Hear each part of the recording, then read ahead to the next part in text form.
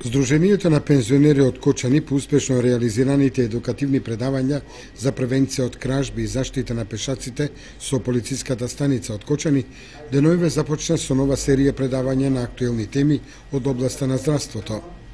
Ангажирани се лекари специјалисти по интерна медицина и хирургија, доктор Мирко Анакиевски и доктор Душан Данев. Првото предавање на тема заболување на срцето и крвните садови и бенигна хирургија и карцином на простатата беа реализирани со пензионерите во пензионерскиот клуб Текешински Лосја, додека второто предавање беше реализирано за пензионерите од општина Зрновци во нивниот пензионерски клуб.